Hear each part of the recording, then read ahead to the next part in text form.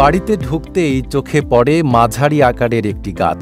সামনে এগিয়ে গেলে আরও দুটি গাছ। একটু দূরে যেতে ৪০ শতক জমিতে পাতাবাহারি গাছের মতো সারি সারি গাছগুলো তাদের সবুজ সৌন্দর্য ছড়াচ্ছে। দেখতে অনেকটা নাশপাতি ও পেয়ারা আকৃতির হলেও এটি বিদেশি ফল অ্যাভোকাডো।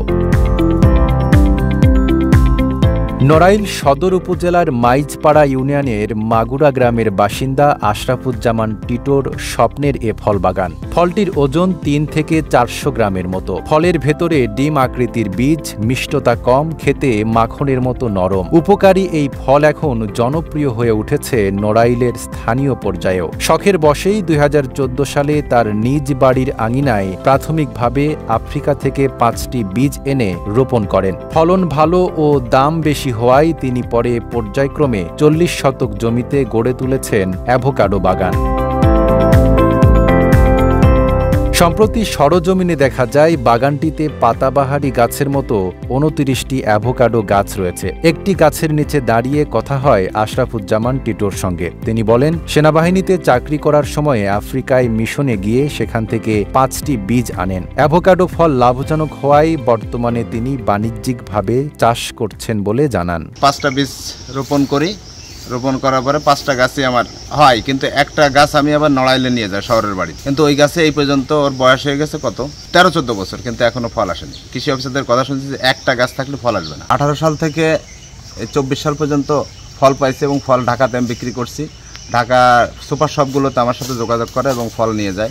এতে আমি প্রতি বছর ৬০-৭০ হাজার টাকার আমি ফল বিক্রি করি। ফলের সাথে সাথে আমি চারাও বিক্রি করতেছি। আর এই ব্যবসা সবাই করতে পারে, কারণ আছে এটা একটা লাভজনক ফলের ব্যবসা। বাগানের সৌন্দর্য আর আফ্রিকান এ ফল দেখতে ও ফলের চারা কিনতে প্রতিদিন ছুটে আসে দর্শনার্থীরা। কেউ ছবি তোলেন, কেউ আবার অ্যাভোকাডোর চারা কেনেন। অ্যাভোকাডো বাগান দেখতে আসা রিপন মণ্ডল জানান তার ভালো লাগার কথা। এই ভাইয়ের সাথে অ্যাভোকাডোর বাগান দেখতে আসছি এবং ভালো লাগছে আমার দেখে। ভবিষ্যতে আমি চারা অর্ডার করে গেছি, ভবিষ্যতে বাগান করব। নড়াইলে সুপার ফুড হিসেবে খ্যাত এই অ্যাভোকাডো ফলের চাষ হওয়ায় উচ্চ সম্ভাবনা ও সার্বিক সহযোগিতার কথা জানান নড়াইল সদর উপজেলা কৃষি কর্মকর্তা রোকনুজ্জামান। সুপার ফুড হিসেবে খ্যাত অত্যন্ত পুষ্টিকর বিদেশি অ্যাভোকাডো ফল বর্তমানে বাংলাদেশে চাষ হচ্ছে। নড়াইল সদর উপজেলারও একজন উদ্যোক্তা, তিনি তার বাড়ির আশেপাশে যে জমিগুলো রয়েছে সেখানে অ্যাভোকাডো চাষ থেকে শুরু করেছেন। ইতিমধ্যে ৩ থেকে ৪টি গাছে এই অ্যাভোকাডো ফল আসছে।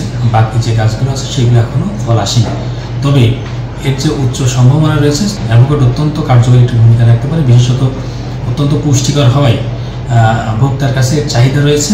যারা শিক্ষিত যুবক তরুণ আছেন তারা এই ফল চাষে আগ্রহ বোধ করছে। আমি মনে করি সামনের দিনগুলোতে নড়াইল সদর উপজেলার মতো অন্যান্য জায়গাগুলোতেও এই অ্যাভোকাডো ফল ছড়িয়ে যাবে এবং আমরা উপজেলা কৃষি অফিস তাদের পাশে থেকে তাদেরকে প্রযুক্তিগত সহায়তা দিয়ে বিদেশি ফল, উচ্চ মূল্যের যে বিদেশি ফল অ্যাভোকাডো চাষে আমরা সর্বপ্রথমে সহায়তা করব। Desk report, Dhaka post.